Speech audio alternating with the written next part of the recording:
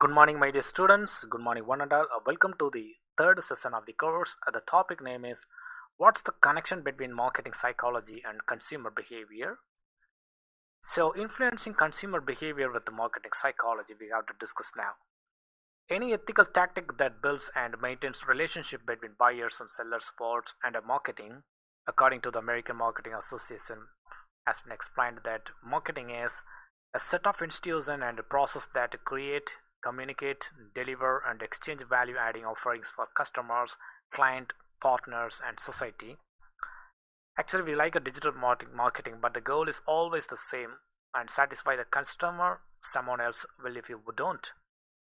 So we have to discuss about the process of marketing psychology and what's it all about. The goal of marketing psychology is to figure out how consumers think, feel, reason, and make decisions. In marketing, the goal is to convince people, and making a calculated emotional appeal can help here. It's likely that the market is crowded regardless of what you sell. The marketing psychology is all about getting an edge of the competition. You have got to remember you are dealing with the people, it's an emotional thing. So, organizational objectives and human psychology can create interesting marketing opportunities. Just to know about how the human mind works here. Your potential customers might respond positively to positive emotional triggers. Your business will surely take off if you find this intersection. Okay, the next one is we have to talk about the psychological tactics that influence, and we have to discuss one by one. The first one is consumer behavior. That's a great news here because a successful emotional appeal doesn't require you to be a psychologist. These strategies are used by many successful marketers. If you do a little research and experiment, you can do. And understanding why people act and think that way they do is key to successful marketing process. This understanding should drive all your marketing. You will be more successful if you start with your end customers in mind. If you are a content marketer creating an infographic, or your target audience, and why should they care about your infographic, and what actions do you want them to take after they see the infographic, and how do you measure progress? Reverse engineering this process can be enlightening. I know you are thinking this is all very obvious at this point, and are you really understanding your customers? Who are they?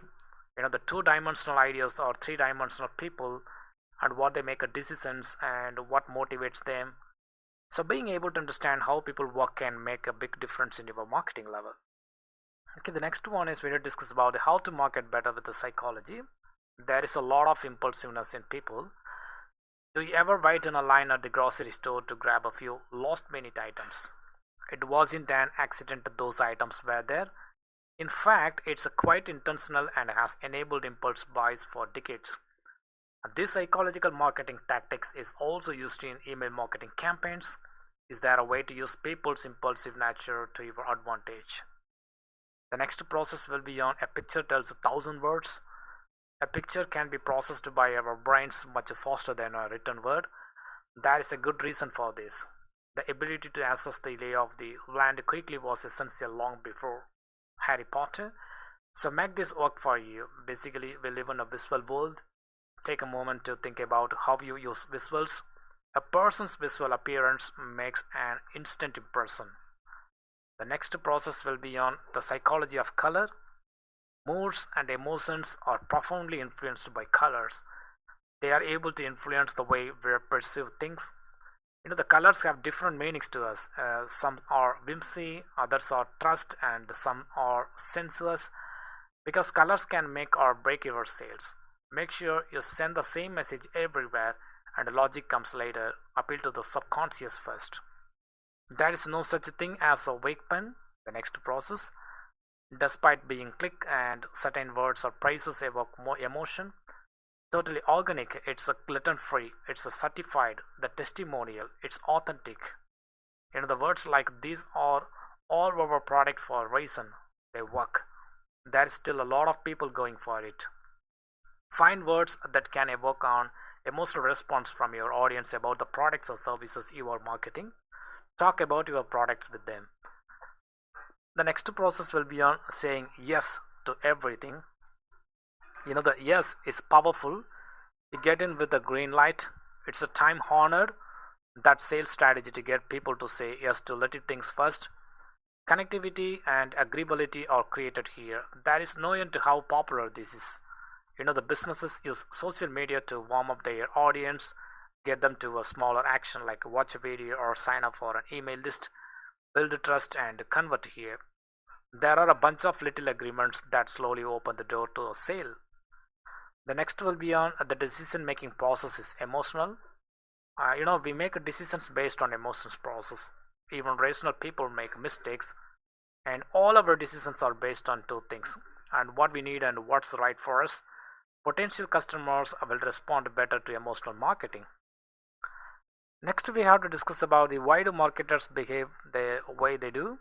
The consumer behavior can be influenced by many things, but the most frequent ones are number one is creating marketing campaigns. We have to discuss now. The marketing campaigns influence a lot of buying decisions. They can even convince consumers to switch brands or go for more expensive alternatives if done right and regularly. Advertisements like Facebook ads can even remind customers about the products or services they need to buy regularly but aren't always top of mind, like insurance. It's possible to influence impulse purchases with the good marketing messages. Second will be on affecting the economy, especially for expensive products like cars and houses. The economic conditions play a big role here because the consumers are more likely to indulge in purchases if the economy is good, regardless of their financial situation. So the consumers' decision-making processes are longer with expensive purchases, and they are influenced by more personal factors. The next will be on it's all about the preferences. The consumer behavior is also influenced by personal factors, likes, dislikes, priorities, morals, and values. So fashion and food are especially influenced by personal opinions. The advertising influences behavior, but in the end, consumer choices are largely determined by their preferences. You are not gonna start eating meat just because you see ads for burger joints if you are vegan. Understand? The next will be on influence of the group. It's also peer pressure that influence consumer behavior, and we can get a lot of inspiration from our family, friends, neighbors, and acquaintances. Consumer behavior is affected by social psychology. You can pick fast food over home cooked food. For instance, the level of education and the social factors can make a difference here. The final process will be on power of purchase. That we are influenced by our purchasing power most often, and it's normal to consider your budget before making a purchase unless you are a billionaire. Even if the product is great and the marketing is great, if you don't have the cash, you won't buy it. So, using buying capacity to segment consumers will help marketers target the right people. That's why we have to understand the process of power of purchase. Okay, my dear students, I hope you have enjoyed the third session of the topic like what's the connection between marketing psychology and consumer behavior. Thank you once again, and thank you all.